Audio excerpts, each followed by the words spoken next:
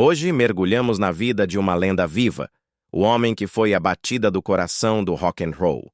Ele é o pulso inabalável que levantou o espírito do mundo inteiro quando ele mais precisava. Ringo Starr não foi apenas um músico.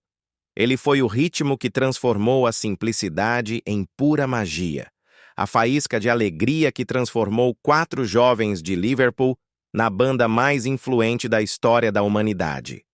Ele é o baterista que presenteou o mundo com um hino de solidariedade, With a Little Help from My Friends, com uma pequena ajuda dos meus amigos.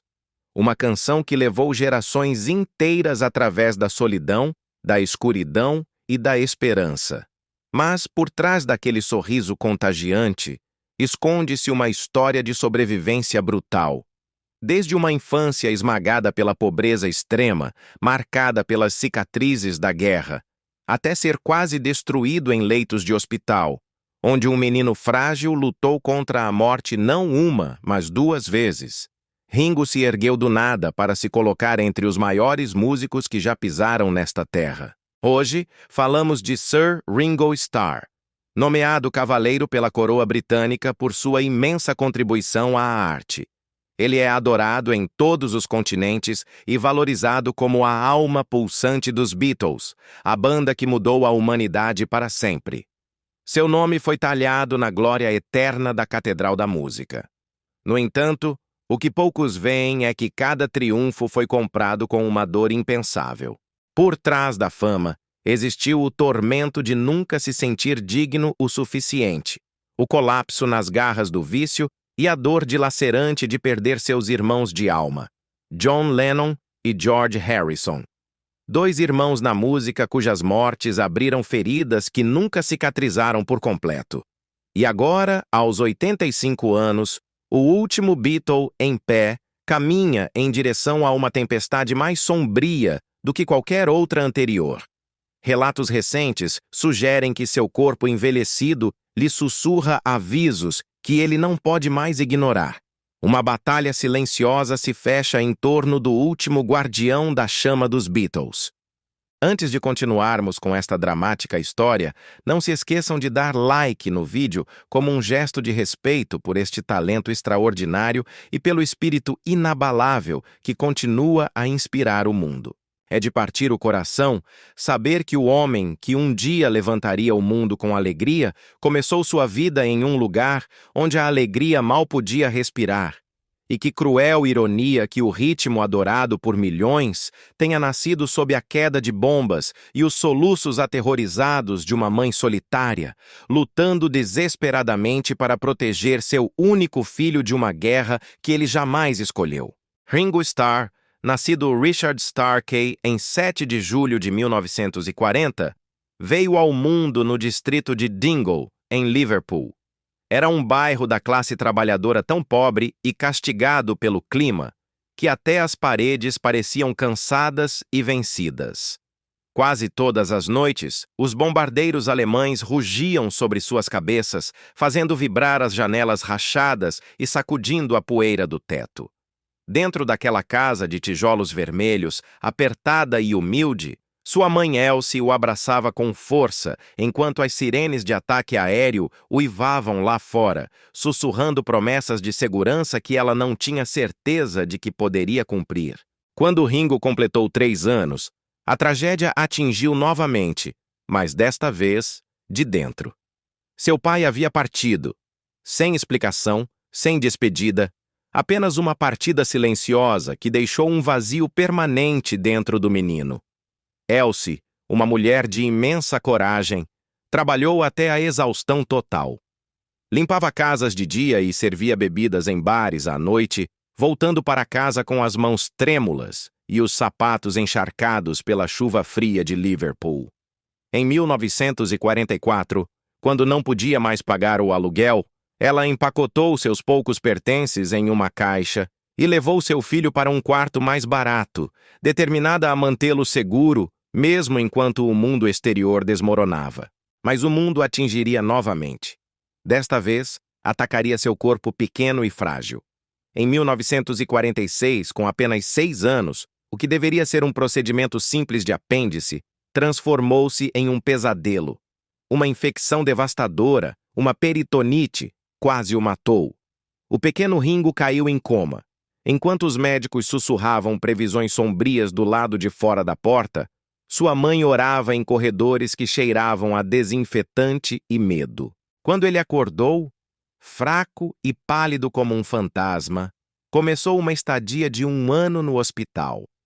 1 ano roubado de sua infância. 1 ano de paredes estéreis, grades de metal e lençóis frios. Ele assistia a outras crianças brincando no pátio, enquanto permanecia preso atrás do vidro, aprendendo muito cedo o que realmente significava a solidão. Quando recebeu alta em 1948, tinha 8 anos e não sabia ler, nem contar, nem acompanhar o ritmo dos meninos de sua idade.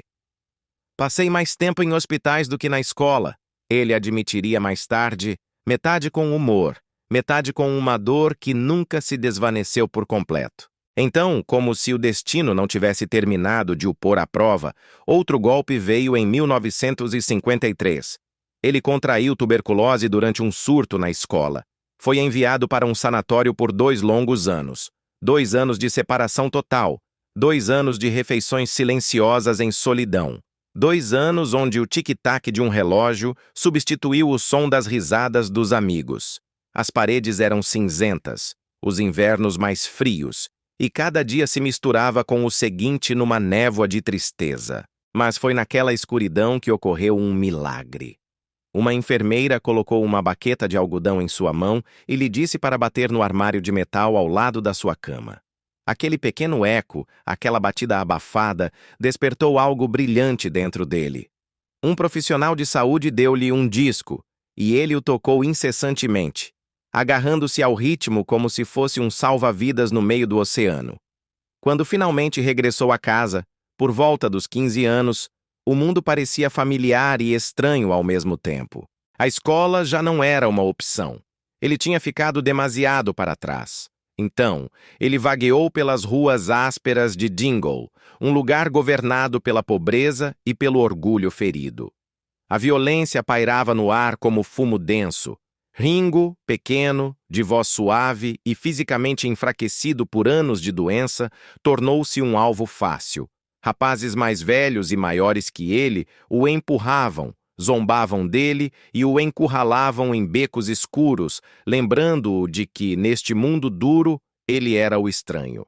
Mas mal sabiam eles que, dentro daquele rapaz frágil, batia o coração de uma lenda que em breve conquistaria o mundo. Mas houve um dia em que a violência deixou de ser apenas uma ameaça para se tornar uma cicatriz eterna. Um ataque impiedoso, agudo e repentino, deixou-o atordoado sobre o pavimento frio, olhando para o céu cinzento de Liverpool, como se estivesse a tentar compreender por que é que a dor insistia em encontrá-lo repetidamente. Aquele momento brutal talhou uma ferida tão profunda que o seguiria como uma sombra durante décadas. Não foi apenas a dor física, foi o nascimento de um medo que o paralisaria para o resto da vida. A sensação de que ele simplesmente não era bom o suficiente, de que era dispensável, de que podia ser substituído a qualquer momento. Esta insegurança, senhoras e senhores, é o fantasma que um dia o perseguiria mesmo no auge da bitomania, quando o mundo inteiro gritava o seu nome. Para se proteger, o jovem Richard tomou uma decisão drástica. Juntou-se a uma gangue local. Não o fez por rebeldia, nem por procurar problemas, mas por pura sobrevivência.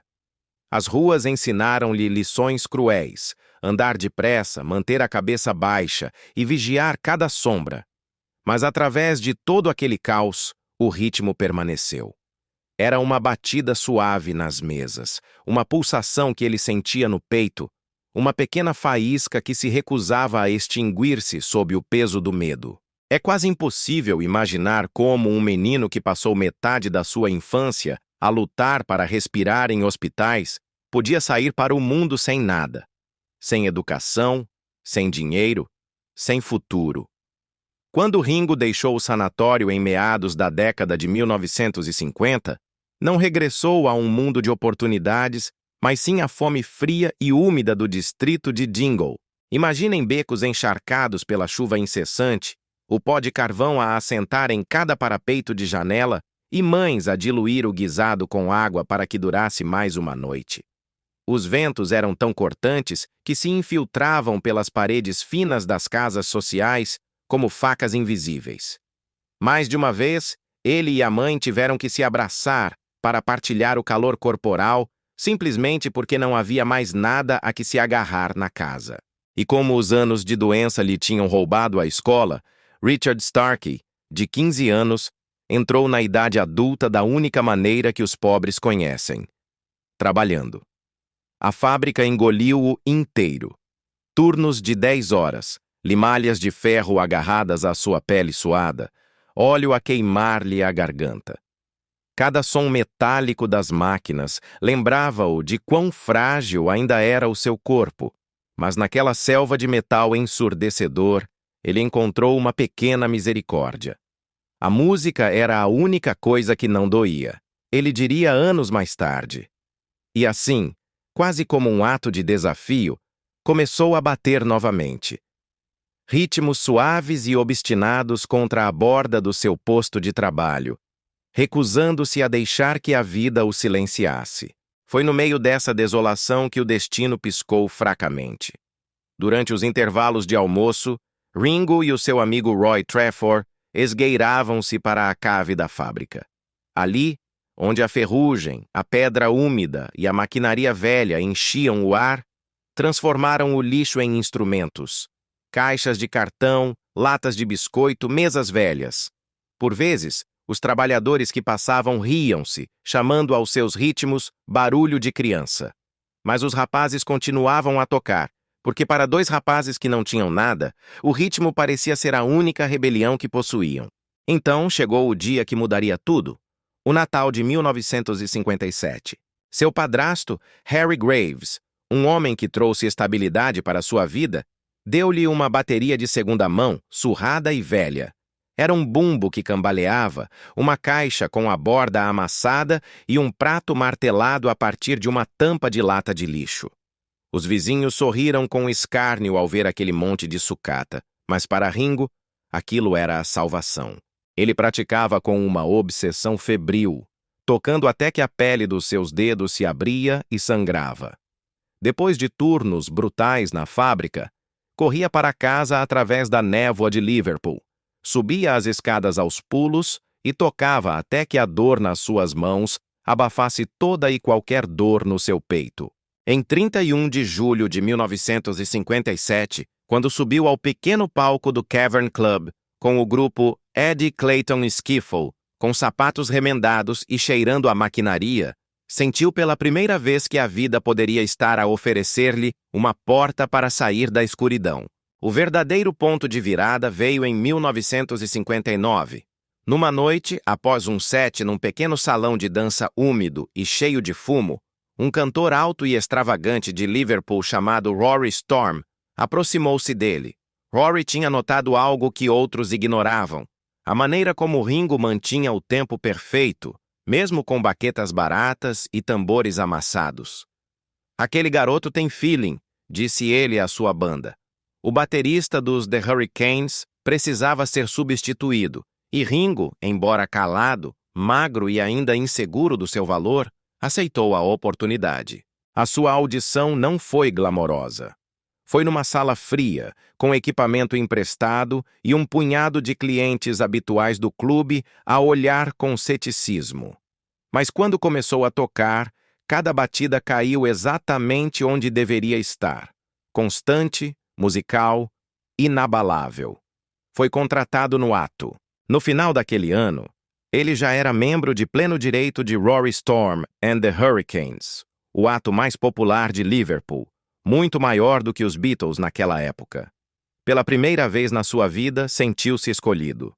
Adotou o nome de Ringo Starr por causa dos anéis que adorava usar e porque o Star Time, o tempo da estrela, o seu momento de solo alegre, começou a roubar cada espetáculo.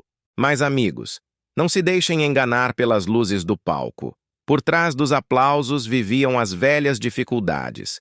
camas partilhadas em tours baratas, refeições escassas, noites geladas e um novo medo a crescer dentro dele. O medo de ser substituído. Era aquela velha ferida da infância que nunca sarou por completo. E a pressão de tocar com uma banda de primeira linha fazia essa cicatriz latejar novamente na escuridão. E então veio Hamburgo em 1960. Não era uma cidade qualquer. Era uma fornalha sem lei, insonável e selvagem que queimava os meninos até transformá-los em homens à força. Imaginem boates densas com a fumaça de 1000 cigarros, encharcadas em suor e com o cheiro azedo de cerveja velha a impregnar cada superfície. As luzes de neon piscavam sobre multidões perigosas, marinheiros e criminosos que exigiam música alta, rápida e interminável. Os Hurricanes tocavam 7 horas por noite, 6 ou 7 noites por semana. Não era arte, era um teste de resistência física. Dormiam em quartos de sótão estreitos e miseráveis, logo atrás da tela de um cinema, onde as paredes suavam umidade e os tetos curvavam-se sob o peso do abandono. Lavavam as suas roupas em lavatórios sujos e comiam o que podiam pagar com os seus escassos ganhos. Uma tigela de sopa aguada, meio sanduíche, ou pão duro molhado em café amargo para enganar o estômago. A exaustão vivia nos seus ossos. Algumas noites Ringo estava tão cansado que adormecia sentado, com as baquetas ainda apertadas nas mãos, apenas para acordar com o grito do dono do clube a exigir mais barulho. No entanto, Hamburgo endureceu-o, afiou-o, transformou o seu feeling em algo inconfundível, uma máquina de ritmo humana que nunca falhava. Até Tony Sheridan, o rei da cena de Reeperbahn, tentou afastá-lo da sua banda para o contratar. Essa foi a prova definitiva de que alguém poderoso finalmente via nele o que ele vinha a lutar para provar desde a sua infância solitária. E então, o destino deu um passo em frente. No caos fumegante de Hamburgo, os caminhos de Ringo cruzavam-se constantemente com 3 rapazes da sua cidade natal: John Lennon, Paul McCartney e George Harrison. Eles observavam-no de cantos escuros, entre as sombras, a sussurrar sobre aquele garoto com o ritmo. Às vezes, Ringo substituía o baterista deles, Pete Best, e cada vez que se sentava atrás da bateria, algo na sala mudava. A energia tornava-se elétrica. Ainda havia pessoas que zombavam dele, donos de clubes que duvidavam da sua força física devido à sua aparência frágil, e noites em que ia para a cama com fome. Mas algo estava a mudar. Ele sentia isso. Eles sentiam isso. Anos mais tarde, Ringo diria: "Eu não sabia então, mas tudo estava a levar-me em direção a eles." E era verdade. Cada doença, cada noite de frio no Dingle, cada insulto na escola, cada turno brutal na fábrica, cada ritmo batido num armário de hospital. Tudo o tinha talhado para esta única colisão com o destino. Ninguém em 1962 poderia ter adivinhado que o baterista tranquilo com o kit de segunda mão estava prestes a desencadear a erupção cultural mais explosiva do século XX. Quando Ringo Starr entrou oficialmente para os Beatles em 18 de agosto de 1962, o mundo ainda não sabia que o seu coração acabara de mudar de ritmo. Mas o caminho para a glória não estava pavimentado com aplausos. Abriu-se com hostilidade pura. Os fãs revoltaram-se. As ruas de Liverpool ecoavam com cânticos cruéis.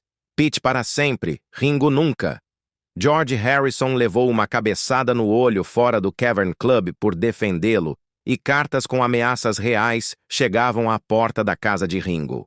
Mesmo dentro da banda, as sombras dos seus velhos medos voltaram. John, Paul e George, na sua juventude e arrogância, por vezes escondiam a sua bateria, davam-lhe a hora errada de chamada ou encenavam falsas emergências só para testar se ele aguentava o caos. Mais tarde, ele admitiu com uma tristeza palpável: "Eu sempre pensei que seria eu o substituído." E depois de uma vida de abandono, um pai que se foi aos 3 anos, anos de doença em solidão, a ferida era real e sangrava. No entanto, no meio da rejeição e do medo, o seu ritmo manteve-se firme, e esse ritmo em breve abalaria a terra. No início de 1963, a tempestade tinha começado. A Beatlemania irrompeu com uma força que ninguém jamais tinha visto. Os aeroportos tornaram-se zonas de guerra de lágrimas e gritos. As raparigas desmaiavam só de o ver. Os repórteres empurravam para a frente como se estivessem possuídos. E em 9 de fevereiro de 1964, quando 73 milhões de americanos viram os Beatles no Ed Sullivan Show, a câmara encontrou Ringo a sorrir por trás da sua bateria. Mas aquele sorriso icônico disfarçava uma verdade brutal. Ele estava há 40 horas sem dormir, tinha uma febre que ignorava e um terror interno que nunca expressou. 4 meses depois, em São Francisco, mais de 500 estudantes quebraram as barreiras policiais só para o tocar. Os oficiais tiveram que formar um muro humano enquanto vários fãs colapsavam aos seus pés. A fama era espantosa, mas o preço era asfixiante. Viagens intermináveis, barulho interminável, expectativas intermináveis. Algumas noites, depois de tocar para multidões tão barulhentas que ele nem sequer conseguia ouvir os seus próprios tambores, sentava-se sozinho na casa de banho escura de um hotel de luxo, com as mãos a tremer, a perguntar-se se conseguiria continuar. E então chegou o momento que quase o destruiu. Em junho de 1964, durante uma sessão de fotos, Ringo colapsou. Tinha uma febre de 39 graus. Os médicos diagnosticaram amigdalite severa e avisaram-no de que estava demasiado doente para viajar. Numa decisão pragmática que reabriu cada medo infantil de abandono, a banda contratou temporariamente o baterista Jimmy Nicol. Imaginem esta cena. Ringo Starr, deitado numa cama de hospital solitária, a ver televisão enquanto outro homem tocava as suas canções, sentava-se na sua cadeira e recebia os seus aplausos perante audiências de 50 mil pessoas. Mais tarde, ele sussurrou: "Pensei que era o caso de Pete Best outra vez. Pensei que me tinham descartado." O mundo nunca viu as lágrimas, as mãos a tremer ou a dor oca no seu peito quando os títulos dos jornais celebravam Nicole como o novo Beatle. E, no entanto, quando se reuniu com o grupo em Melbourne, a 15 de junho, as multidões gritaram o seu nome tão alto que ele mal conseguia respirar. O aplauso pareceu uma redenção, mas a exaustão era profunda até aos ossos. Os Beatles estavam numa passadeira que girava demasiado rápido para qualquer ser humano, e Ringo, a alma mais terna entre eles, carregava os hematomas invisíveis. Ainda assim, ele deu ao mundo tudo o que tinha. Entre 1963 e 1966, os Beatles não apenas tocaram música, sobreviveram a um triturador humano. Realizaram mais de 1.400 espetáculos, gravaram álbuns consecutivos, filmaram 2 longas-metragens e atenderam a imprensa do amanhecer até a meia-noite. Ringo vivia numa névoa de aeroportos e quartos de hotel idênticos, sobrevivendo à base de sanduíches secos, cafeína e minutos de sono roubados entre voos. Houve noites em que tocou com as mãos em carne viva, cheias de bolhas a sangrar. Houve noites em que mal conseguia ouvir a música devido ao zumbido ensurdecedor nos seus ouvidos, provocado pelos gritos de milhões de fãs.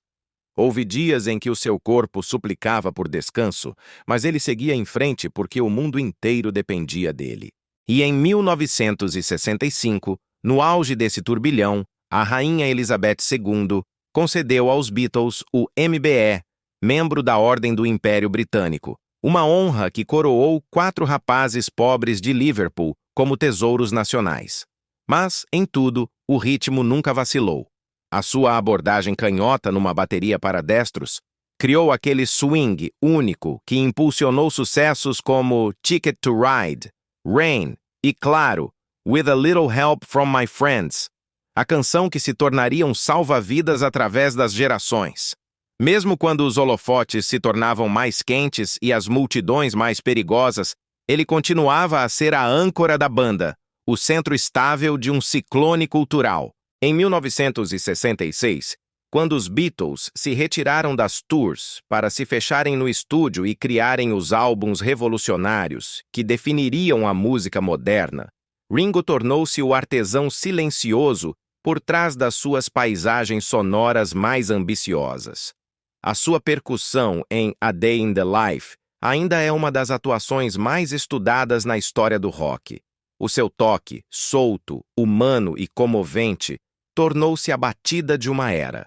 Mas embora o mundo visse apenas brilho, ele sentia as rachaduras a formar-se sob a superfície. A exaustão, as tensões criativas e uma solidão que a fama não conseguia consertar.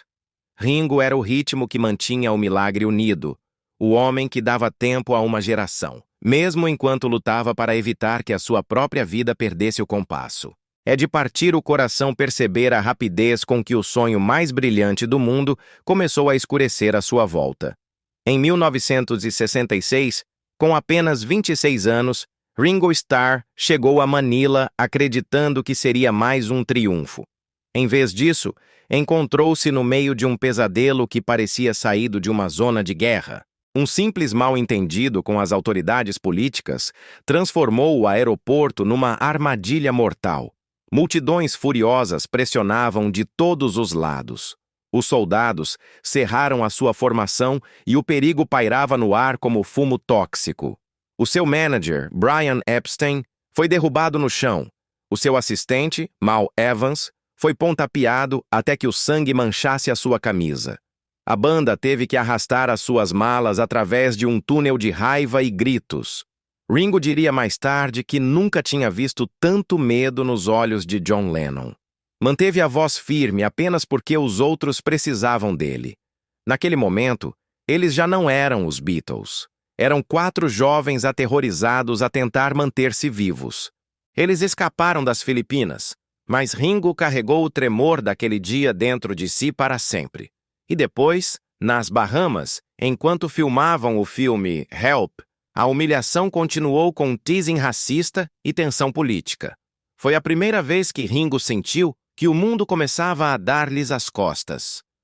O aplauso continuava forte, mas algo por baixo dele tinha mudado. Depois veio Sgt. Pepper's Lonely Hearts Club Band, o álbum que o mundo chama de obra-prima, mas que Ringo recorda em silêncio como um dos capítulos mais solitários da sua vida. Enquanto John e Paul construíam torres de som até altas horas da noite, Ringo sentava-se em silêncio num canto, esperando por horas para ser necessário, embora muitas vezes não o fosse. Aprendeu a jogar xadrez para matar o tempo. Joguei mais xadrez naquele álbum do que bateria. Ele brincaria mais tarde com um sorriso triste. Mas por trás da piada havia dor, o medo de ser desnecessário, o terror do menino doente que ninguém escolhe primeiro na equipa. E em 1968, a ferida abriu-se de repente. Paul McCartney criticou a sua forma de tocar. Disse-lhe que não era bom o suficiente. Essas palavras atingiram mais forte do que qualquer surra da sua infância nas favelas. Ringo levantou-se e foi-se embora. Fugiu para a Sardenha, sentou-se sozinho num iate emprestado com o mar, a estender-se infinitamente à sua volta e começou a escrever Octopus's Garden, o Jardim do Polvo. Não era uma canção infantil. Era um hino nascido do desejo desesperado de um lugar onde ninguém gritasse, ninguém lutasse e ninguém fosse cruel. Um refúgio debaixo das ondas. Quando regressou semanas depois, encontrou a sua bateria coberta de flores. John, Paul e George tinham-na decorado com uma mensagem. Bem-vindo de volta, Ringo. Foi um momento tão terno que poderia ter terminado um filme. Mas a vida real não termina numa nota alta. Pouco depois, Ringo testemunhou uma das noites mais escuras na história dos Beatles. A tentativa desesperada de 36 horas de John Lennon para deixar a heroína, conhecida como Cold Turkey. John tremia incontrolavelmente, encharcado em suor, gritando em agonia enquanto Yoko segurava as suas mãos. E na porta estava Ringo, impotente, com o coração partido, vendo o homem que amava como um irmão lutar contra a dor e os demônios dos quais ninguém podia afastá-lo. Em 1970, a tragédia estava completa. Ringo soube pelos jornais que os Beatles tinham se separado. Sem um telefonema. Sem um adeus. Dias depois, Paul deu entrada numa ação judicial para dissolver tudo o que tinham construído. Ringo apoiou-o, aprofundando a fissura com John e George. Passou horas sentado sozinho no seu jardim, a olhar para o nada, com o silêncio a zumbir nos seus ouvidos. O mundo viu o fim de uma banda de rock. Ringo sentiu a morte da sua família. O fim dos Beatles não foi uma libertação para Ringo Starr. Foi um desmoronamento total. Se o final dos Beatles foi um terremoto, as réplicas que se seguiram ameaçaram derrubar o pouco que restava de Ringo Starr. Enquanto o mundo continuava a girar os seus discos, a realidade por trás das portas fechadas era de uma crueldade financeira inimaginável. Durante anos, os seus royalties, o dinheiro ganho com o seu próprio suor e sangue, ficaram congelados num limbo legal, bloqueados por ações judiciais intermináveis entre os ex-membros da banda. Era um milionário no papel, mas um homem de mãos atadas na realidade. O seu álbum de estreia a solo, Sentimental Journey, um tributo à sua mãe, foi enterrado impiedosamente sob o tsunami publicitário dos projetos de Paul McCartney. E então veio o golpe mais humilhante, um que atacou não a sua música, mas o seu orgulho. Numa tentativa desesperada de encontrar um novo propósito, fundou uma ambiciosa empresa de móveis e design chamada ROR. Conseguiu garantir um contrato de $10 milhões para mobilar palácios no Médio Oriente. Parecia o recomeço perfeito. No entanto, o destino foi cruel. Não foi vendida uma única peça. Os seus designs caros e futuristas ficaram a acumular pó nos armazéns das lojas de luxo Liberty e Harvey Nichols.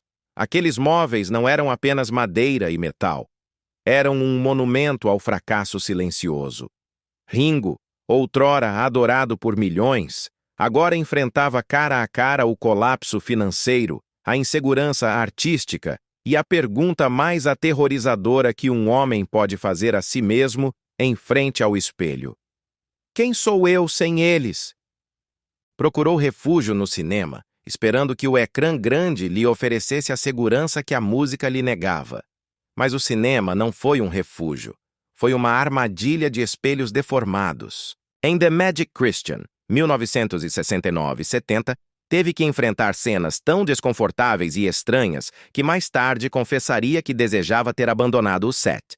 Filmes como Son of Drácula, 1974, e Listomania, 1975, empurraram-no ainda mais para cantos bizarros do cinema, onde os críticos zombavam mais do que elogiavam. Ringo estava a tornar-se uma caricatura de si mesmo. E em 1981, durante as filmagens do filme Caveman, o desastre tornou-se físico. Um acidente de stunts estilhaçou-lhe o braço. Essa fratura não foi apenas um osso partido, foi uma fissura que o separou fisicamente do seu instrumento e emocionalmente da sua estabilidade. No entanto, no meio desse caos, havia uma luz tênue. Nesse mesmo set conheceu Barbara Bach, a bela atriz americana que se tornaria a sua segunda esposa. Ela trouxe calor e firmeza, mesmo enquanto o mundo à sua volta escorregava para o abismo. O que se seguiu, senhoras e senhores, foi uma descida aos infernos que Ringo nunca tinha imaginado para si mesmo. O álcool deixou de ser uma bebida para se tornar o seu refúgio e depois o seu carcereiro. A cocaína tornou-se a sua sombra constante. Disse que consumia até 16 garrafas de vinho por dia. Os dias desapareciam numa névoa tóxica. Os quartos mudavam de forma diante dos seus olhos vidrados. Os seus amigos, aqueles que ainda restavam, andavam na ponta dos pés à sua volta, temerosos, nunca certos de qual versão de Ringo encontrariam, se o homem amável ou o estranho furioso. Em 1978, sofreu uma overdose que quase o matou, mas em vez de ser um aviso, a espiral aprofundou-se, e em 1988, a escuridão irrompeu violentamente. Num frenesi induzido pelo álcool, Ringo destruiu a sua própria casa. partiu móveis, candeeiros e recordações. Foi tão brutal que, quando o pessoal chegou na manhã seguinte, estavam convencidos de que ladrões tinham saqueado a mansão. Mas o pior não foram os danos materiais. Bárbara, o amor da sua vida, ficou ferida e aterrorizada. Essa imagem, ver a mulher que amava a tremer, ferida e com medo dele, atingiu-o mais forte do que qualquer colapso em Manila, mais forte do que qualquer insulto num estúdio de gravação. Foi o momento da verdade absoluta. Olhou para si mesmo e apercebeu-se. Se eu não mudar agora, não vou sobreviver, e vou matá-la a ela também. Juntos, num ato de bravura suprema, ele e Bárbara deram entrada numa clínica de reabilitação em Tucson, Arizona. E nos corredores silenciosos daquele centro, longe dos aplausos e dos flashes, pela primeira vez em décadas, Ringo ouviu algo que pensou ter perdido para sempre. A batida do seu próprio coração.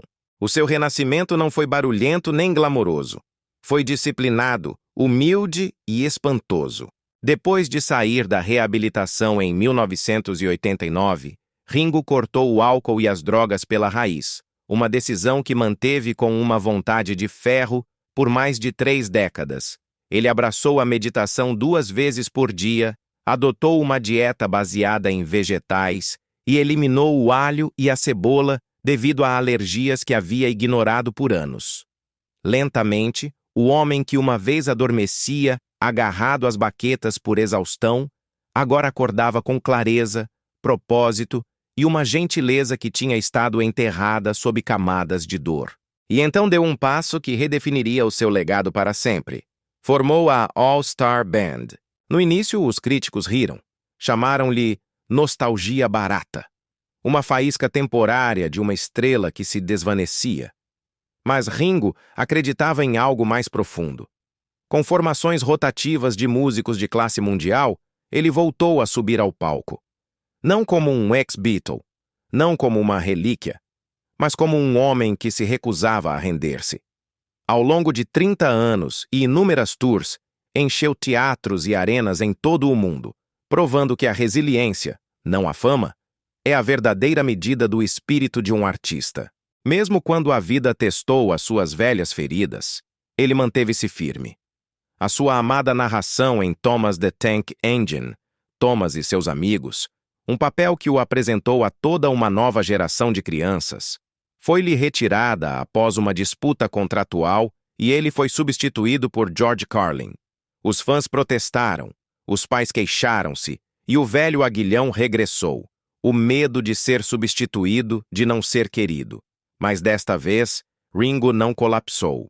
Continuou em tour, continuou a meditar, continuou a escolher a paz. Em meados dos anos 2000, algo extraordinário ficou claro.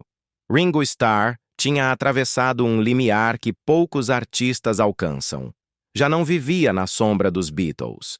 Tinha se reconstruído a si mesmo, batida por batida, respiração por respiração, tornando-se um homem mais forte, mais calmo e mais luminoso do que nunca. Mas antes de encerrarmos este capítulo, devemos olhar para trás, porque é cruel quando o amor chega como a luz do sol, apenas para se desvanecer como uma tempestade. E para Ringo Starr e Maureen Cox, a tragédia reside no quão lindamente tudo começou. Viajemos no tempo até 1962, muito antes de o mundo o coroar como um Beatle.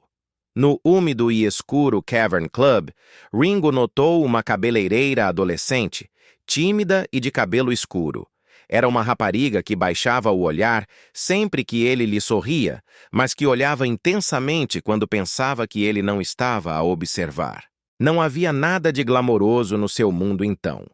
Paredes de tijolo úmidas, uma névoa de fumo de cigarro, poças de cerveja derramada e o zumbido da chuva de Liverpool a infiltrar-se pelas portas. No entanto, naquela sala subterrânea e estreita, algo puro e constante criou raízes. Ela fazia-me sentir calmo, Ringo recordaria mais tarde. Era uma paz rara para um rapaz que tinha crescido a lutar contra a doença, a pobreza e o medo. O seu amor desenvolveu-se em silêncio, quase em segredo, nos pequenos intervalos entre os ensaios e o caos que estava para vir. É cruel quando o amor chega como a luz do sol apenas para se desvanecer como uma tempestade. E para Ringo Starr e Maureen Cox, a tragédia reside no quão lindamente tudo começou. Em muitas noites, após os concertos ensurdecedores, sentavam-se no carro velho de Ringo até o sol nascer. Ali, com o para-brisas embaciado, falavam de sonhos comuns: ter filhos, uma casa pequena, uma vida não tocada pela fama. Quando se casaram em 11 de fevereiro de 1965, a Beatlemania explodia como um incêndio florestal à sua volta. Mas a cerimônia foi íntima, quase secreta, como se estivessem a proteger os seus votos do frenesim do mundo exterior. Rapidamente vieram os filhos que completaram a imagem perfeita. Zac em 1965, Jason em 1967 e a pequena Lee em 1970. Ringo disse uma vez que voltar para casa e ouvir o som de pequenos passos a correrem em direção a ele era a única coisa que o fazia sentir-se normal durante aqueles anos vertiginosos. E Maureen, embora fosse jovem, carregava o lar sobre os seus ombros com uma devoção feroz. Esperava nos bastidores através de inúmeros espetáculos, apertava-lhe a mão antes dos voos e sussurrava encorajamento quando a exaustão ameaçava quebrá-lo. Mas mesmo o amor mais forte pode ser afogado sob o peso de uma vida vivida em constante movimento. À medida que os Beatles se transformavam num fenômeno para além da compreensão humana, o mundo de Ringo tornou-se em voos intermináveis, tours sem sono e quartos de hotel onde ele desempacotava apenas para voltar a empacotar. Maureen ficava para trás com 3 bebés, fazendo o seu melhor para manter a família unida enquanto o seu marido era engolido por um horário a que ninguém podia sobreviver. Ringo admitiria mais tarde, com uma dor ainda visível décadas depois: "Eu não estava em casa o suficiente, eu não estava presente." A distância entre eles não explodiu repentinamente. Rastejou lenta e silenciosamente, como a névoa que se infiltra por baixo de uma porta fechada. Eles ainda se amavam, ainda tentavam, mas formaram-se rachaduras em lugares que nenhum dos dois conseguia alcançar. E então veio o golpe que destroçou tudo. Foi tão repentino, tão íntimo e tão impensavelmente cruel que mesmo 50 anos depois, aqueles que testemunharam ainda baixam a voz ao recordá-lo. Em 1973, anos de ausência, tensão e o peso de criar 3 filhos sozinha tinham talhado fraturas silenciosas no casamento. Mas nada preparou Ringo para o corte mais profundo. O coração de Maureen tinha se voltado para George Harrison. Senhoras e senhores, este não era um estranho a entrar nas suas vidas. Isto era família. George era o seu companheiro de banda, o seu irmão, o homem em quem Ringo confiava acima de quase qualquer pessoa viva. Era alguém que tinha rezado com eles, celebrado aniversários com os seus filhos, rido na sua cozinha e partilhado segredos destinados a permanecer dentro de muros de absoluta confiança. Quando esse limite foi quebrado, a traição ressoou o dobro de forte, de uma esposa que ele ainda amava e de um amigo que ele pensou que nunca o magoaria. E então chegou a noite que ninguém presente jamais esqueceu. Na mansão de George, Friar Park, sob o brilho silencioso dos candelabros, George levantou-se do seu assento. Com as mãos a tremer e a respiração ofegante, confessou com uma voz mal mais alta do que um sussurro: "Estou apaixonado por Maureen." O silêncio não simplesmente caiu. Atingiu a sala como um soco físico. Pattie Boyd, a esposa de George na altura, escreveria mais tarde que o rosto de Ringo parecia como se algo sagrado dentro dele tivesse sido apagado. Não gritou. Não bateu na mesa. Não porque a dor fosse pequena, mas porque era demasiado enorme para o som. Tudo o que conseguiu dizer foi uma única frase, suave o suficiente para quebrar um coração 2 vezes. Melhor tudo que alguém que não conhecemos. Não foi perdão. Foi a devastação falada através de um homem a tentar manter-se de pé enquanto o mundo colapsava sob os seus pés. Mas fraturas como essa não se fecham simplesmente. Elas alargam-se, aprofundam-se e ecoam através de tudo o que tocam. E devemos ser honestos. Ringo mesmo não estava em terreno firme. A fama tinha-o elevado a céus que nenhum casamento comum poderia sobreviver. Em algum lugar entre a exaustão, a solidão, o horário implacável e as tentações infinitas que seguiam a banda como uma sombra, ele também tropeçou. Teve os seus próprios casos. Não foram romances nascidos da paixão, mas momentos de fraqueza nascidos de uma vida esticada demasiado fina. Erros que mais tarde reconheceu com uma honestidade dolorosa, sem oferecer desculpas, sem pedir simpatia. Eu não fui fiel e não estava orgulhoso de quem eu era naquela altura, admitiu anos mais tarde. Não houve vilões aqui, apenas dois seres humanos que se tinham amado ferozmente, mas que tinham sido desgastados lentamente pelo tempo, pela distância e por pressões que nenhum casal jovem estava destinado a suportar. Eles tentaram consertar. Tentaram mesmo. Houve conversas noturnas sussurradas entre lágrimas, pequenas reconciliações, manhãs que se sentiam esperançosas e tardes onde tentavam fingir que nada se tinha quebrado. Mas algumas feridas criam raízes. Algumas rachaduras vivem no silêncio entre duas pessoas que ainda se amam, mas que já não sabem como atravessar a distância que as separa. Em julho de 1975, após 10 anos entrelaçados como marido e mulher, e 13 anos desde aquele olhar tímido no Cavern Club, Maureen pediu o divórcio. Ringo aceitou o acordo. 125 mil libras pagas adiantadamente, 23 mil libras anuais e um apoio financeiro inabalável para os seus 3 filhos. Ela recebeu a custódia. O mundo viu papéis, manchetes, uma separação típica do rock and roll. Mas nunca viram o que Ringo viu quando regressou à casa que já não era sua. Ele viu os desenhos das crianças a enrolar-se na porta do frigorífico. Viu os sapatos minúsculos alinhados junto à parede. E naquele silêncio, o baterista que tinha marcado o ritmo do mundo percebeu que o ritmo da sua própria vida tinha parado. Ringo regressou a uma casa que já não sentia ser sua. Caminhou por corredores onde o eco da sua própria ausência ressoava mais forte do que qualquer bateria. Viu quartos onde tinha dado o beijo de boa noite muito menos vezes do que desejava. Os quartos pareciam demasiado silenciosos, as paredes demasiado honestas, e pela primeira vez em anos já não ouvia os gritos das multidões nem a reprodução das fitas de estúdio.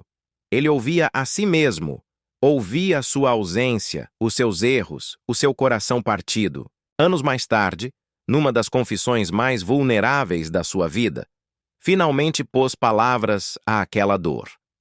Disse-o suavemente, de forma entrecortada, como se cada sílaba carregasse o seu próprio peso de chumbo.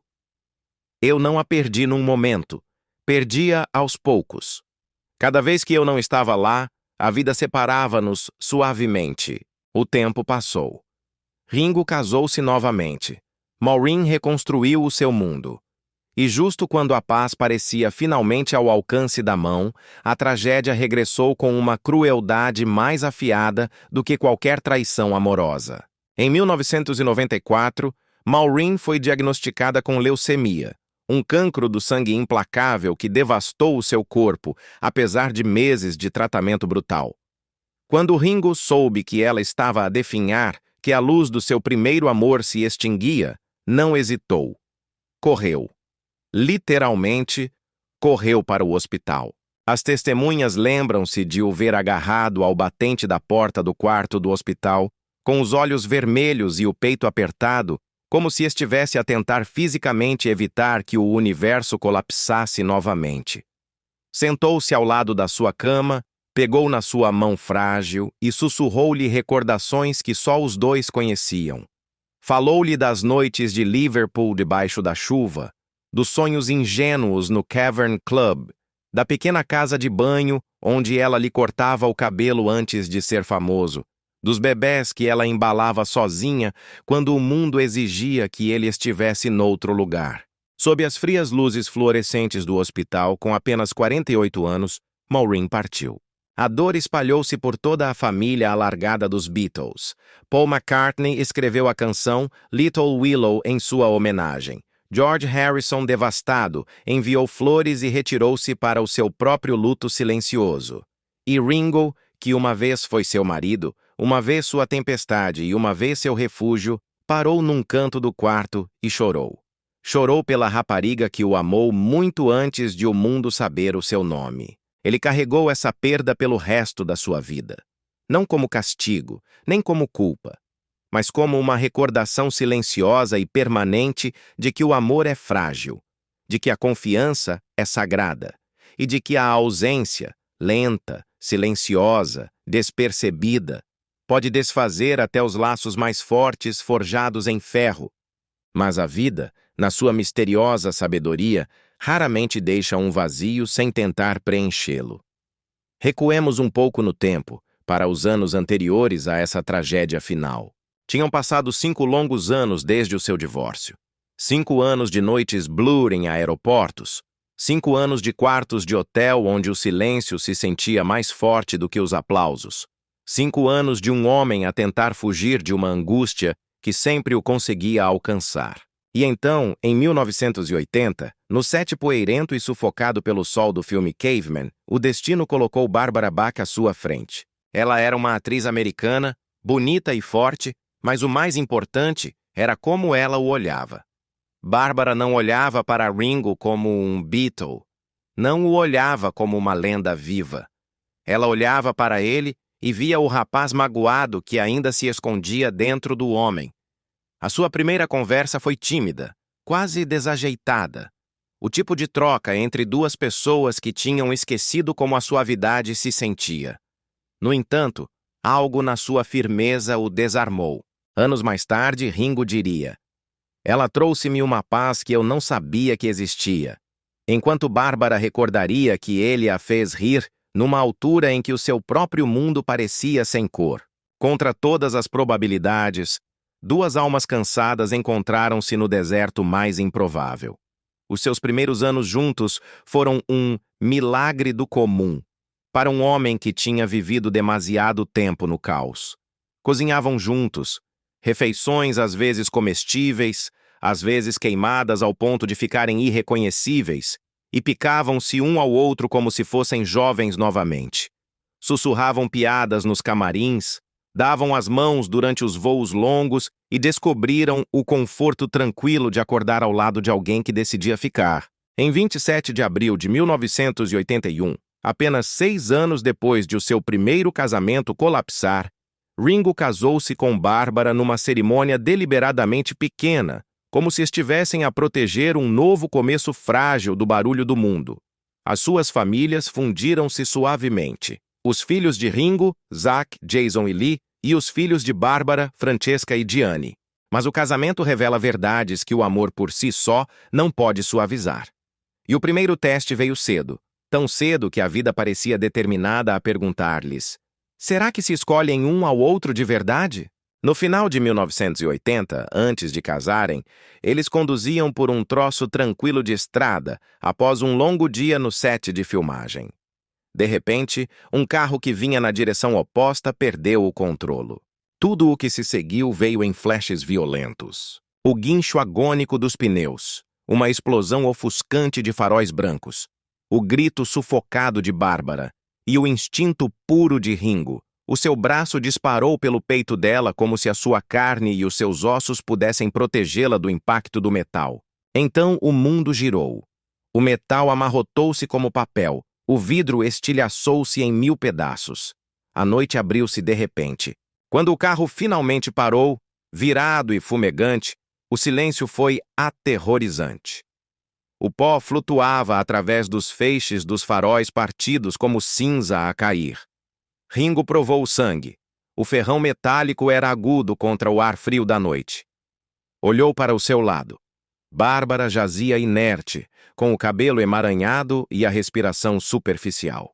Por um momento que pareceu uma eternidade, ele não soube se ela estava viva. Tocou a sua bochecha com dedos trêmulos, sussurrando o seu nome repetidamente, a implorar a qualquer Deus que ouvisse. Então, as suas pálpebras moveram-se.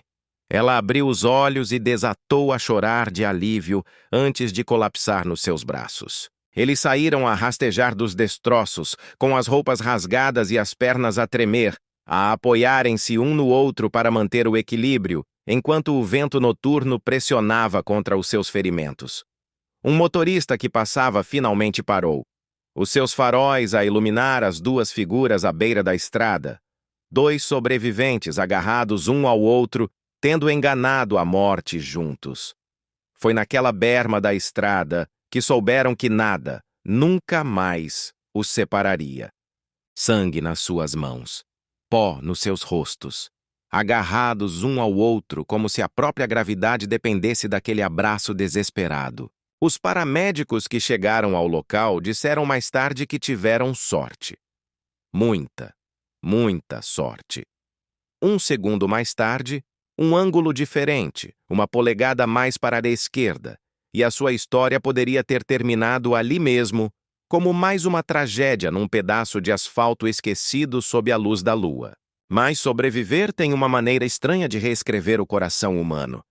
Enquanto estavam sentados na traseira da ambulância, envoltos em cobertores prateados térmicos que cruzavam a cada tremor dos seus corpos, Bárbara procurou a sua mão. Ringo apertou-a com força. Estava desesperado, agradecido, abalado até a medula. Sem precisar de o dizer em voz alta, ambos entenderam a verdade brutal que a noite lhes acabava de ensinar. A vida é terrivelmente frágil. Cada plano, cada sonho, cada momento tranquilo que esperavam construir juntos, tudo podia desvanecer-se num único suspiro violento. Sobreviveram ao metal retorcido, sim, mas não saíram ilesos. O trauma deixa fraturas invisíveis ao olho humano, pequenas fissuras onde o medo se instala e purura.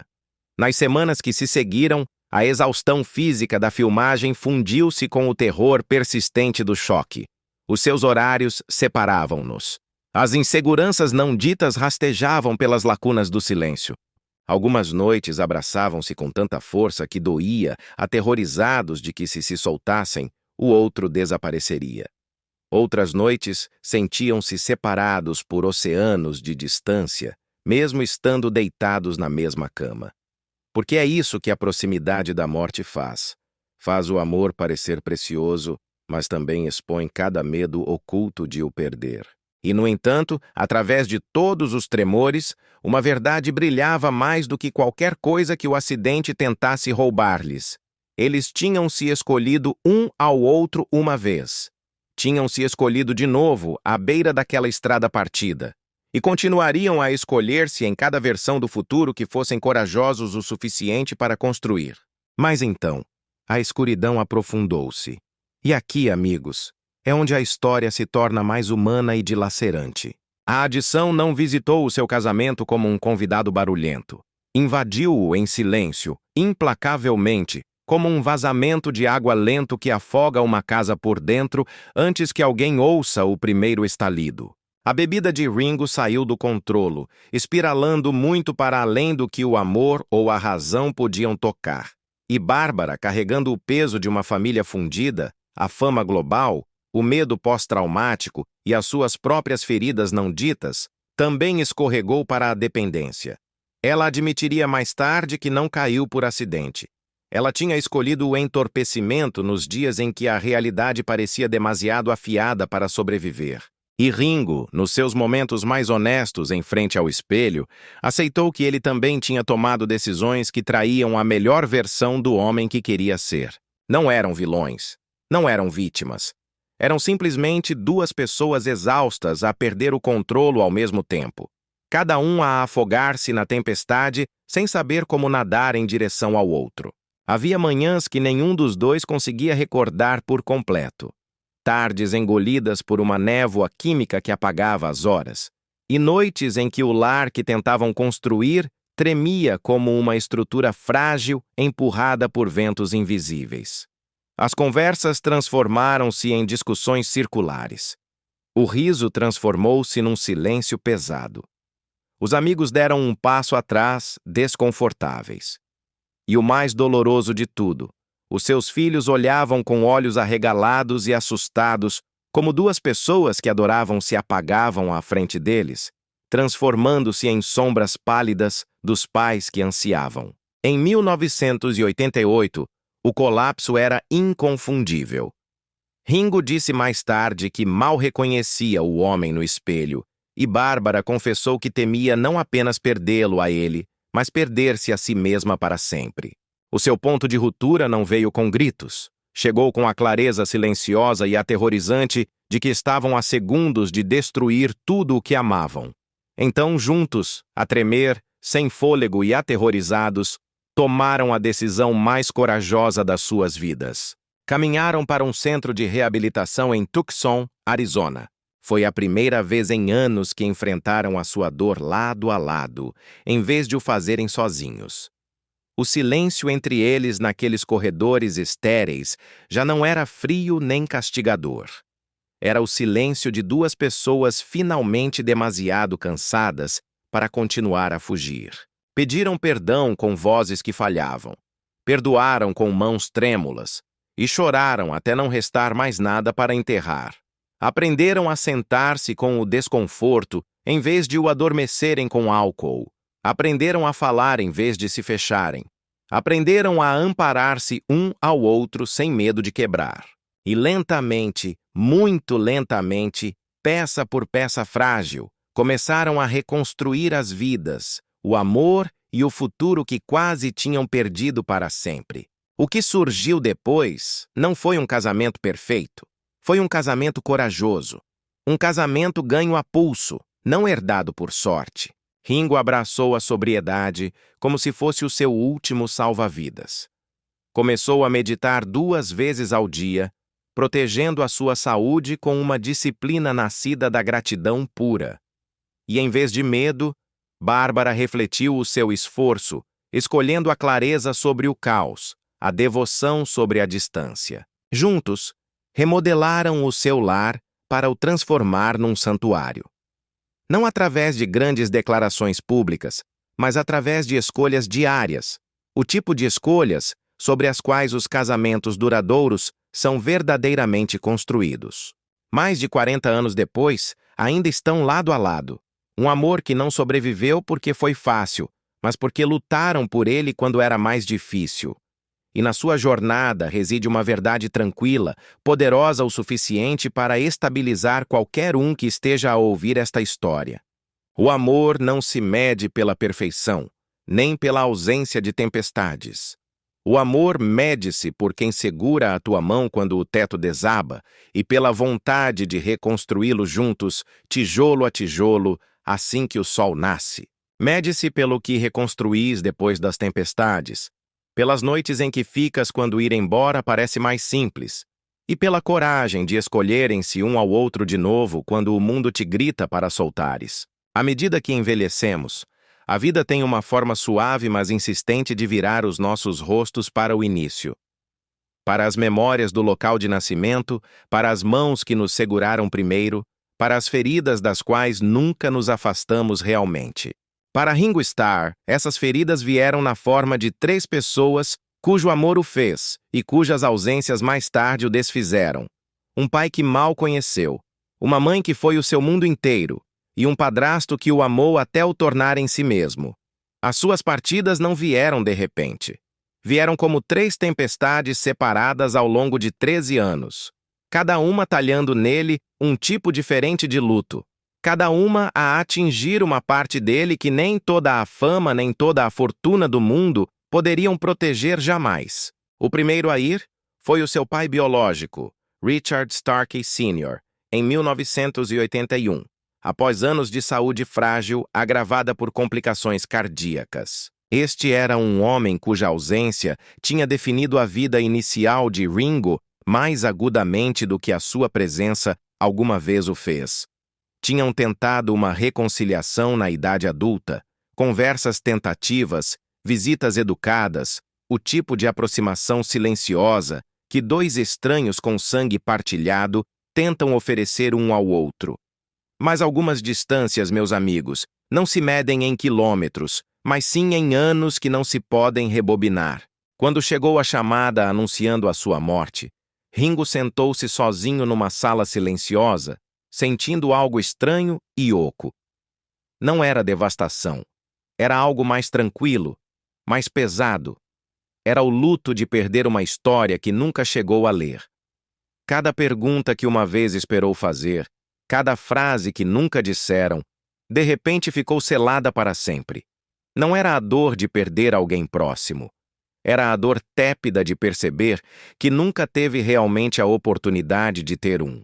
Mas nada, nem a doença infantil, nem a fama global, nem a angústia amorosa, o preparou para 1987. Esse foi o ano em que o chão sobre o qual estava parado se rachou sob os seus pés com o falecimento da sua mãe, Elsie. A causa foi uma batalha longa e exaustiva contra uma doença que drenou lentamente a sua força durante meses. A mulher que esfregava chãos de dia e trabalhava em bares à noite, a mulher que o protegeu com o seu próprio corpo durante os bombardeamentos nazis de Liverpool, a mulher que dormia em cadeiras de hospital desconfortáveis enquanto os médicos lutavam para manter o seu filho vivo, estava a apagar-se. Ringo, o homem adorado por milhões, parou impotente ao lado da cama do hospital. Naquele momento ele já não era o baterista dos Beatles. Voltava a ser Richie, o menino frágil que se agarrava a ela depois de cada operação. Quando ela deu o seu último suspiro, algo nele colapsou tão profundamente que ele disse mais tarde que sentiu como se o silêncio tivesse engolido a sala inteira.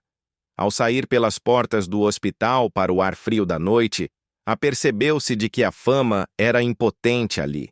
Milhões podiam gritar o seu nome nos estádios, mas ninguém podia dizer as palavras que a sua mãe uma vez lhe sussurrou. Vais ficar bem, Richie. Essa perda não foi apenas uma ferida. Foi o fim de um mundo. O golpe final veio em 1994, quando Harry Graves, o padrasto amável que o criou, o guiou e lhe deu a bateria de segunda mão que mudou a história da música, faleceu por complicações da velhice. Harry tinha sido a primeira figura paterna verdadeira que Ringo conheceu. O homem que lhe mostrou como era a estabilidade, como se sentia a bondade, o que significava ficar. Parado no funeral, Ringo recordou o dia em que Harry lhe entregou aquele kit de bateria amassado e disse quase casualmente: "Isto deve mantê-lo feliz." Nenhum dos dois sabia que aquele gesto alteraria o destino da música moderna para sempre. Perder Harry pareceu como perder a última peça viva do menino que ele uma vez foi. O menino que acreditava que o ritmo podia salvá-lo. 3 perdas, 13 anos. 3 peças da sua fundação arrancadas. O seu pai ensinou-lhe a dor da ausência. O seu padrasto ensinou-lhe o presente do amor escolhido. Mas a sua mãe, a sua âncora, o seu escudo, ensinou-lhe o preço imensurável e o poder imensurável da devoção incondicional. É uma das verdades mais cruéis da vida que as pessoas que nos moldam mais profundamente são frequentemente aquelas sem as quais devemos aprender a viver. E para Ringo Starr, nada, absolutamente nada, cortou mais impiedosamente a sua alma do que os dias em que perdeu John Lennon e George Harrison. Eles eram os 2 rapazes que tinham crescido ao lado dele nas salas de ensaio rachadas de Liverpool. Eram aqueles que tinham segurado o seu futuro nas suas harmonias, que tinham discutido com ele, o tinham perdoado, zombado dele, confiado nele, e o tinham amado. Eram seus irmãos em todas as formas possíveis, exceto no sangue. Perdê-los não foi simplesmente perder amigos. Foi ver pedaços da sua própria vida a caírem num colapso lento e devastador. Ringo e John Lennon começaram como contradições vivas. John era a tempestade, agudo, cínico, brilhante e às vezes cruel. Ringo era a calma, constante, quente, humano e aterrado. Mas terminaram como algo indescritivelmente raro. Uma amizade temperada através do caos, da criatividade, dos mal-entendidos, da reconciliação e da lealdade obstinada que só se forma entre homens que se viram no seu pior momento e ainda assim ficaram. Em 1980, tinham finalmente atravessado a escuridão. Tinham superado as ações judiciais, a distância e os anos de silêncio que a fama uma vez talhou entre eles. Ringo tinha visitado John nesse mesmo ano em Nova York. Sentaram-se no apartamento do edifício Dakota, a rir de velhas piadas que só eles entendiam, a falar de música, dos seus filhos, do futuro. Parecia que o tempo lhes estava a dar uma segunda oportunidade para serem simplesmente amigos, longe da sombra dos Beatles. Ringo saiu de Nova York com o coração leve, acreditando que teriam décadas para envelhecer juntos. Mas o destino tinha um guião diferente, um guião escrito com pólvora e loucura. Ringo e John Lennon começaram como contradições vivas. John a tempestade, Ringo a calma. Mas terminaram como algo indescritivelmente raro, uma irmandade forjada no fogo. Em 1980, tinham finalmente atravessado a escuridão. Tinham superado as ações judiciais, a distância e os anos de silêncio que a fama uma vez talhou entre eles como um canhão. Ringo tinha visitado John nesse mesmo ano no edifício Dakota, em Nova York. Foi um encontro cheio de luz. John abraçou-o, gozou com ele carinhosamente e fê-lo rir mais alto do que o fizera em anos. Parecia o início de um segundo capítulo, um em que seriam simplesmente dois velhos amigos a envelhecerem juntos. Mas nenhum dos dois sabia que esse capítulo nunca seria escrito. E então chegou o 8 de dezembro de 1980. Ringo estava de férias nas Bahamas quando recebeu uma chamada tão devastadora que nunca, até ao dia da sua morte, esquecerá o som exato da voz do outro lado da linha. John tinha morrido, assassinado a tiro fora da sua casa. O ar à sua volta pareceu desvanecer-se. O mundo parou. Sem pensar, ele e Bárbara voaram imediatamente para Nova York. A cidade era um caos de dor. Multidões imensas pressionavam contra as barreiras policiais, a soluçar nos seus cachecóis, segurando velas que piscavam debilmente sob o vento gelado do inverno. Mas dentro do edifício Dakota, o silêncio era sufocante. Yoko Ono, com os olhos inchados e exausta por uma dor incompreensível, sussurrou-lhe: "Podes ajudar-me com o Sean?" E então chegou o momento que quebrou Ringo completamente. O pequeno Sean Lennon, de apenas 5 anos, correu para os seus braços, olhou para o seu tio Ringo, com olhos inocentes e perguntou: "Ringo, também estás aqui para ver o papá?" A voz de Ringo falhou. Os seus joelhos quase cederam sob o peso dessa inocência. Como se diz a uma criança que o mundo inteiro está a chorar porque o seu pai já não existe? Lá fora, milhares de pessoas faziam vigília durante toda a noite a cantar Imagine sob as luzes frias da rua. Enquanto isso, lá dentro, Ringo ajudava Yoko a planear uma despedida à qual o mundo nunca assistiria. A cremação de John foi privada. Mas dias depois, quando a cidade celebrou 10 minutos de silêncio em sua memória, Ringo parou com a cabeça baixa, sentindo como se o eixo da Terra tivesse parado e uma parte vital da sua própria história tivesse parado com ele. Passaram-se 21 anos, e em 2001, o destino regressou para reclamar a peça final da família dos Beatles de Ringo. George Harrison, a batida silenciosa e espiritual da banda, tinha passado anos a lutar contra o cancro.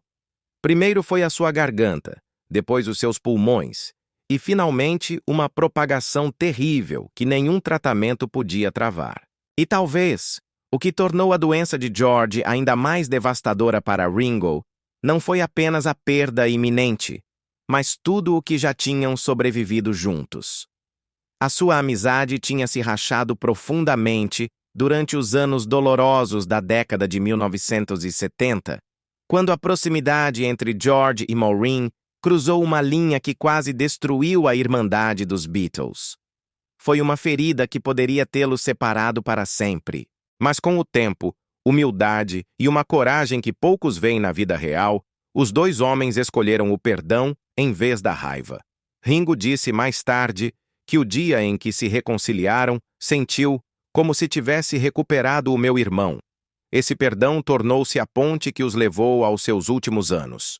Mais fortes, mais suaves, unidos não pela perfeição, mas pela compreensão profunda.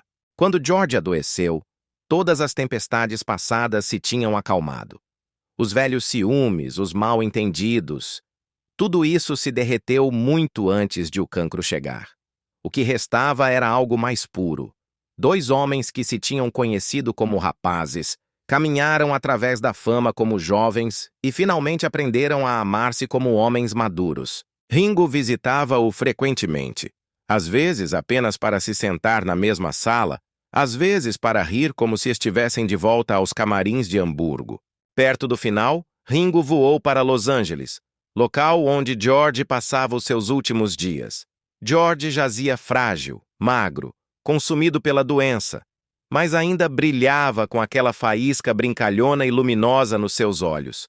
Ringo sentou-se ao lado da sua cama, segurando a mão do amigo que uma vez o chamou de irmão. Mas então Ringo recebeu uma notícia devastadora por telefone. A sua própria filha, Lee, precisava de uma cirurgia cerebral de emergência em Boston. Ringo estava destroçado, partido em dois entre o seu melhor amigo a morrer e a sua filha em perigo.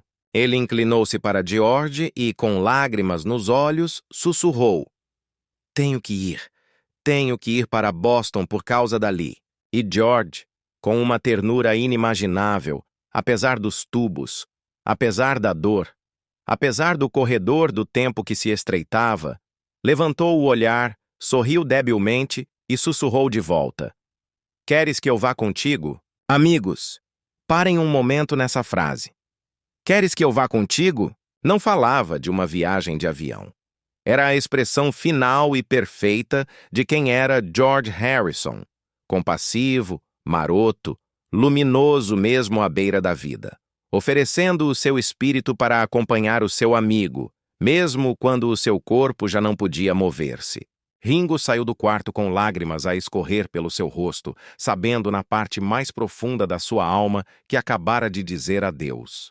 Quando George faleceu em 29 de novembro de 2001, reuniões à luz de velas floresceram de Liverpool a Tóquio. Os fãs cantaram Here Comes the Sun em parques silenciosos e frentes oceânicas, as suas vozes a tremer no ar frio do inverno. Um ano depois, no concerto para George no Royal Albert Hall, uma geração inteira uniu-se para honrar o homem cuja música tinha acalmado tantas tempestades. Ringo subiu ao palco e tocou Photograph. Cantou com lágrimas que já não podia esconder, e mais tarde disse suavemente ao microfone: Tenho mais saudades dele do que posso dizer-vos. Para o mundo, George era uma lenda. Para Ringo, era família, imperfeito, perdoado, ferozmente amado e insubstituível.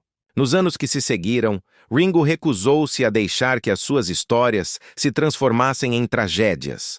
Escolheu a memória em vez do arrependimento, a gratidão em vez da culpa. Falava da risada explosiva de John a ecoar nas paredes do estúdio.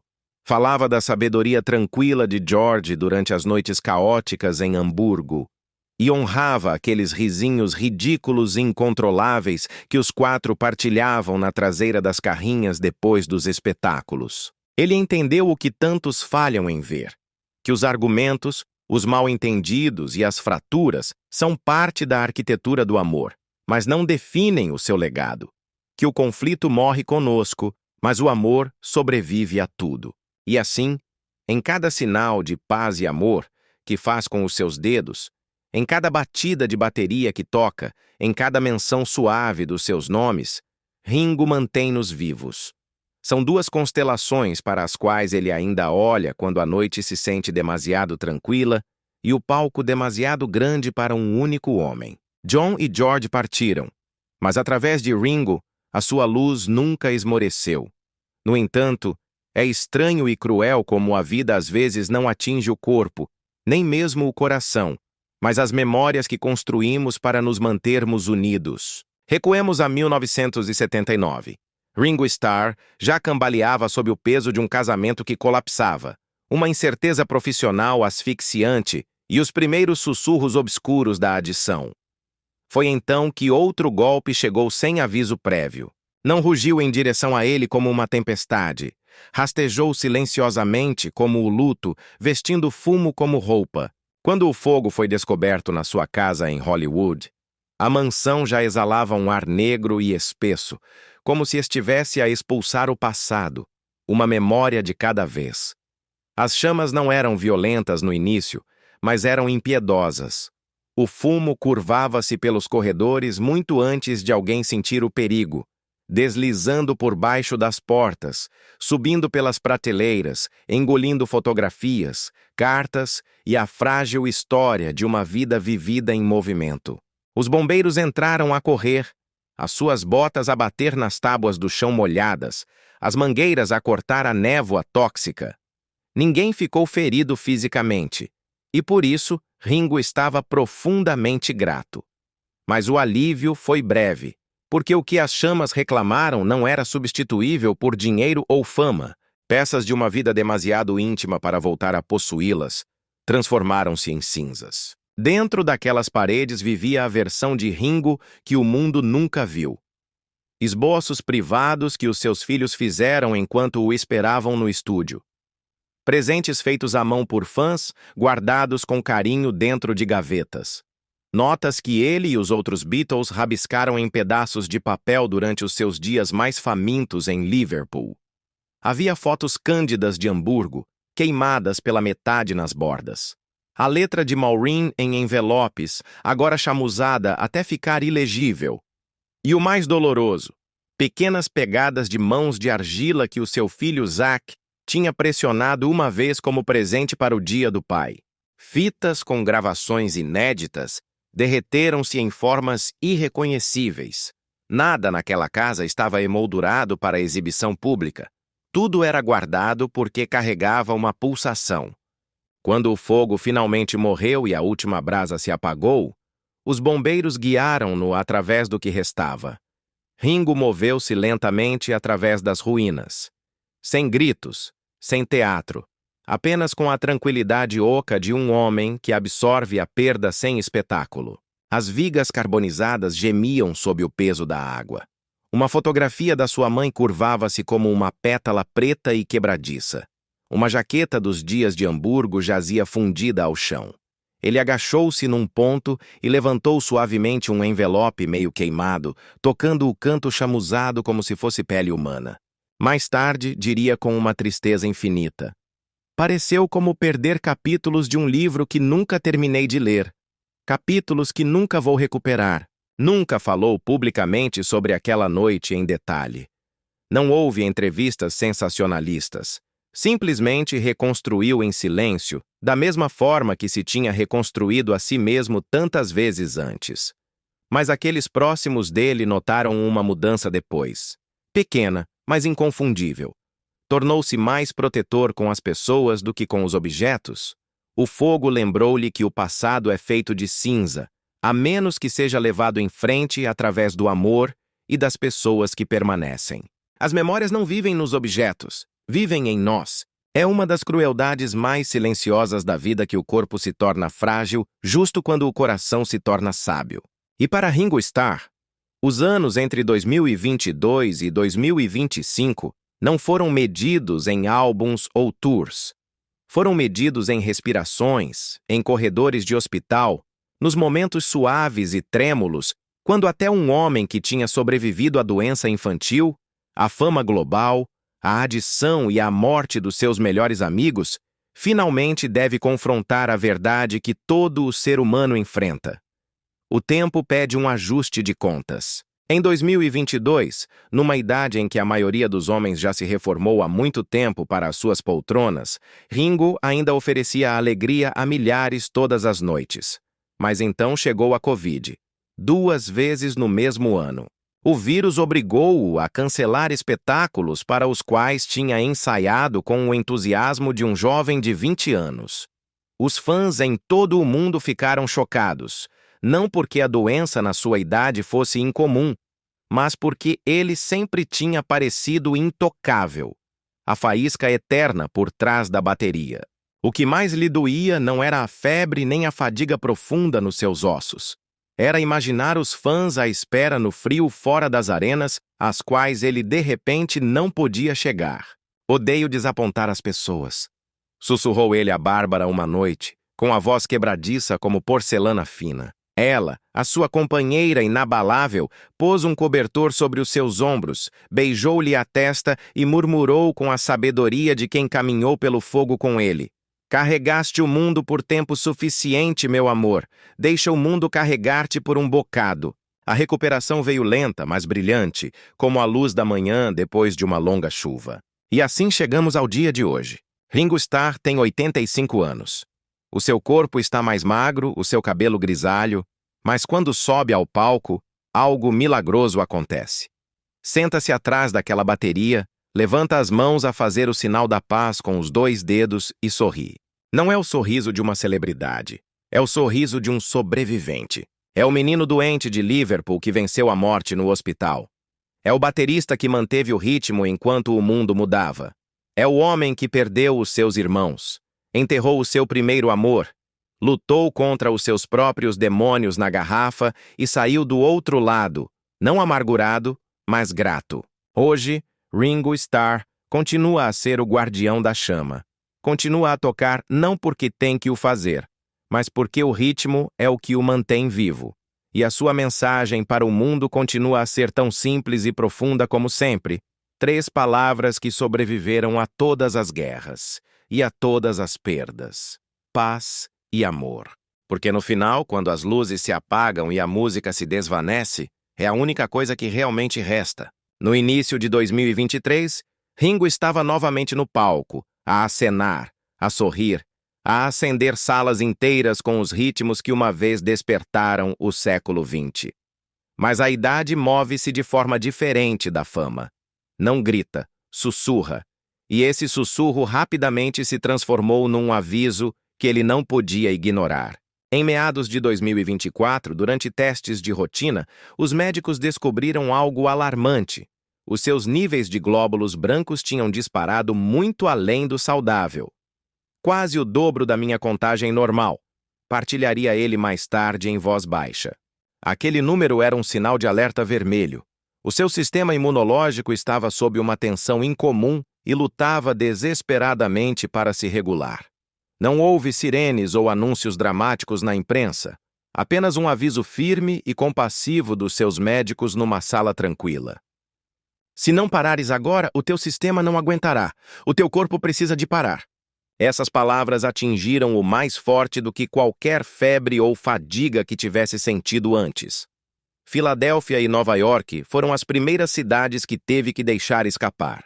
Os rumores espalharam-se rapidamente. Os fãs preocuparam-se.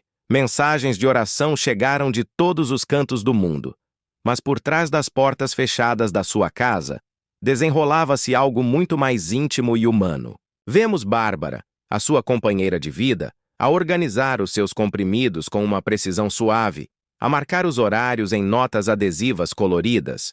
Vemos os seus filhos a ligar todas as manhãs apenas para ouvir o som da sua voz, a garantir que o patriarca continuava lá. Vemos a sua equipa a ajustar subtilmente os planos de viagem para que ele nunca se sentisse substituído, nunca sentisse que o mundo avançava sem ele. Algumas tardes, Ringo vagueava lentamente pelos corredores da sua mansão, com as pontas dos dedos a roçar os frames das fotografias penduradas na parede. Ali estava John Lennon, a rir à gargalhada num estúdio cheio de fumo. Ali estava George Harrison, a afinar um sitar sob as luzes quentes do palco. Ali estava o jovem Zac, sentado orgulhosamente sobre os seus ombros. E ali estava a sua mãe, Elsie, a sorrir de uma velha foto a preto e branco numa cozinha pobre de Liverpool. Nesses momentos de silêncio, a verdade assentou nele, terna, afiada e absolutamente ineludível. Ele tinha sobrevivido a quase todos os que alguma vez o conheceram como Richie. E então chegou 7 de julho de 2025, o seu 85º aniversário. Um marco carregado tanto de triunfo quanto de vulnerabilidade. A cidade de Beverly Hills declarou oficialmente aquele dia como o Dia de Ringo Starr. Uma proclamação tão inesperadamente sincera que Ringo teve que pestanejar para conter as lágrimas antes de subir ao pequeno palco sob o céu quente da Califórnia. A sua voz tremia, não por fraqueza, mas pela esmagadora verdade de ser celebrado enquanto ainda estava vivo para o sentir. Milhares de pessoas reuniram-se. Muitos eram mais velhos, a lutar contra as suas próprias doenças. Muitos seguravam as mãos de filhos e netos, levantando os braços para o seu momento anual de paz e amor. Quando Ringo levantou o seu próprio braço para fazer o sinal da paz, um ligeiro tremor percorreu-o. Mas em vez de tristeza, a multidão respondeu com um rugido de afeto. Como se aquele pequeno tremor o tornasse mais humano, mais alcançável, mais amado do que nunca. Então chegou o momento que quebrou o céu. Pela primeira vez em público desta maneira, Ringo honrou John e George na sua mensagem de aniversário. A sua voz falhou enquanto ele olhava para cima, para o azul infinito, e sussurrou ao microfone. Espero que os meus irmãos possam ouvir isto. As pessoas choravam, algumas abertamente, outras em silêncio, algumas com as mãos pressionadas contra o coração. Horas mais tarde, a NASA revelou algo extraordinário. Uma gravação da sua mensagem de paz tinha sido enviada para a Lua como parte de uma cápsula do tempo digital. O menino que uma vez lutou para respirar numa enfermaria de hospital em Liverpool, entre o pó e a pobreza, agora tinha a sua voz a descansar no pó tranquilo de outro mundo. Quando a celebração terminou, Ringo regressou a casa, exausto, mas profundamente vivo. Sentou-se ao lado de Bárbara no seu sofá, com a mão dela quente e firme à volta da sua.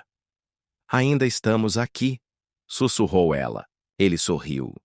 Foi um sorriso suave e grato, moldado por anos de tempestades superadas e milagres ganhos. Estes sustos de saúde tinham talhado uma nova sabedoria nele. Envelhecer não é uma derrota. Aprendeu que o descanso não é rendição e que aceitar ser cuidado pode ser um ato de coragem suprema.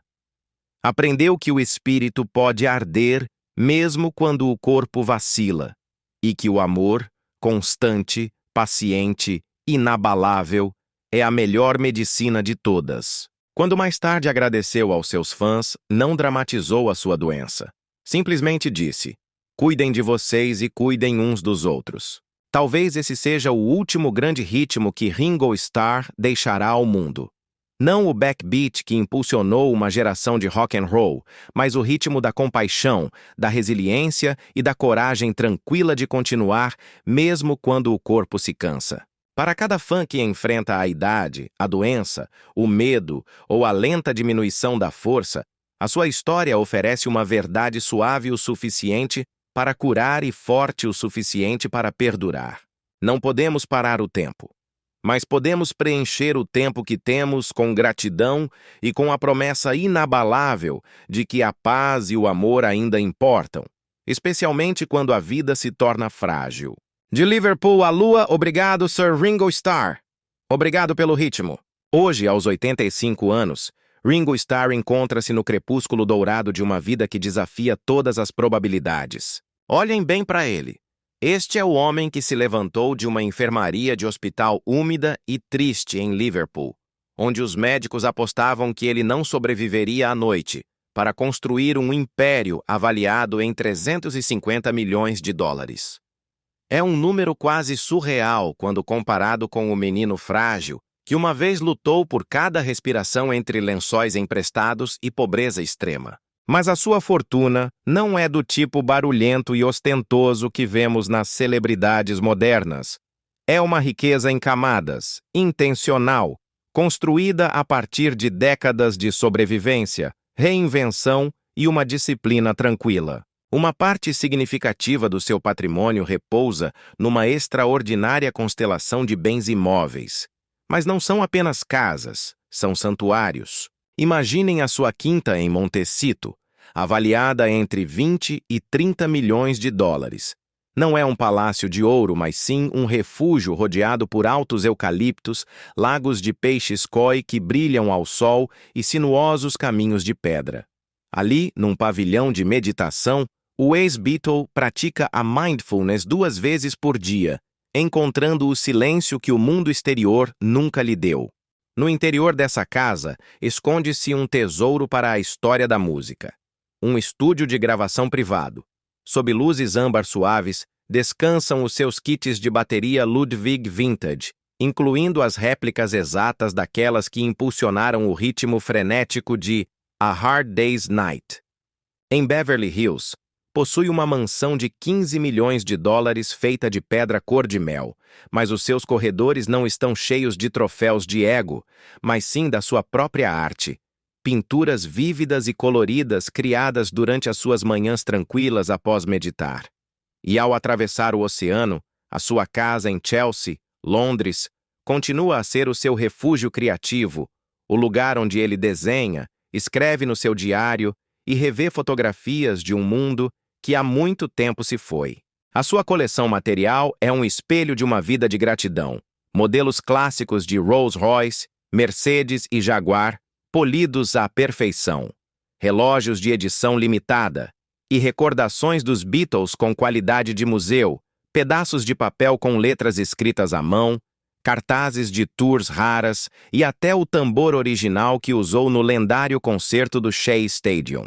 Mas embora Ringo tenha acesso a jatos privados e luxos inimagináveis, ele investe no que realmente lhe traz alegria, arte, instrumentos e espaços cheios de luz. No entanto, amigos, a riqueza por si só não define o homem.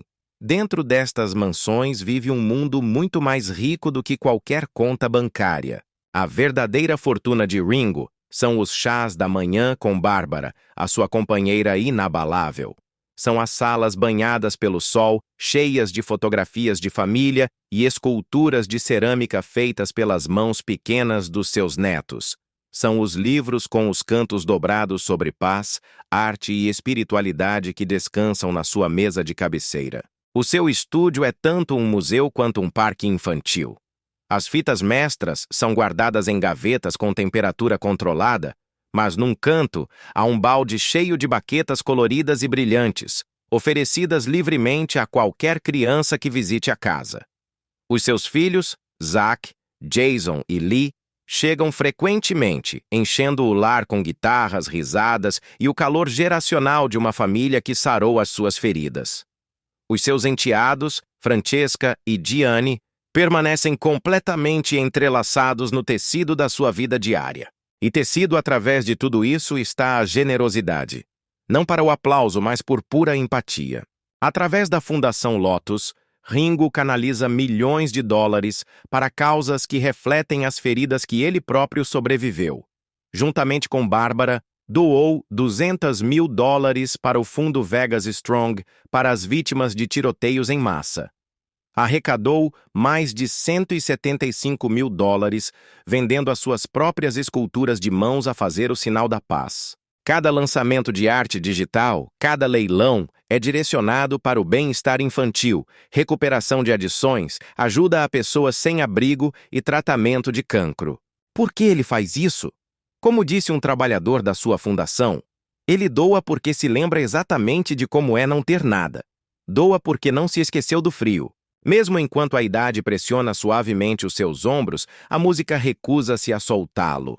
Sempre que a sua saúde o permite, regressa ao palco com a All-Star Band. Não por dinheiro, não por legado, mas porque o trono da bateria é o lugar onde o tempo se suaviza.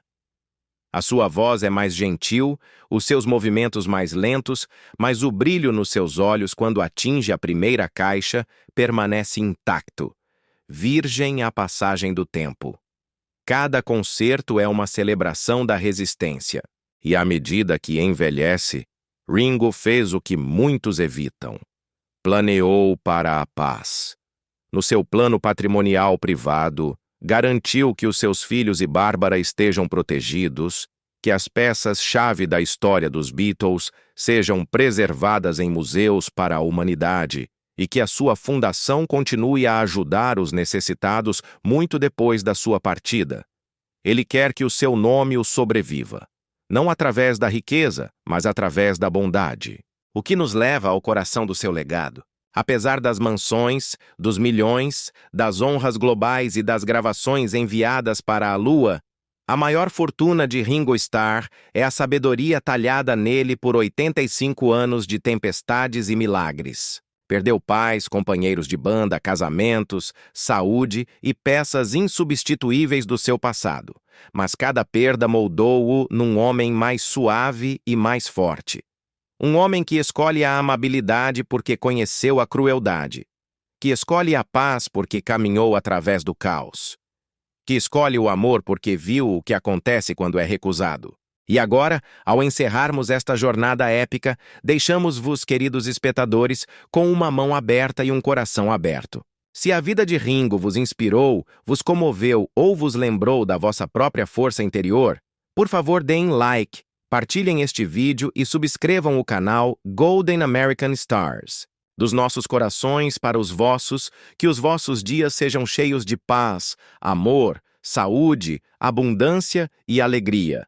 E, acima de tudo, que tenham a coragem tranquila e inabalável de se levantarem de novo, tal como Ringo Starr o fez, repetidamente, através do longo e extraordinário ritmo da sua vida. Paz e amor para todos!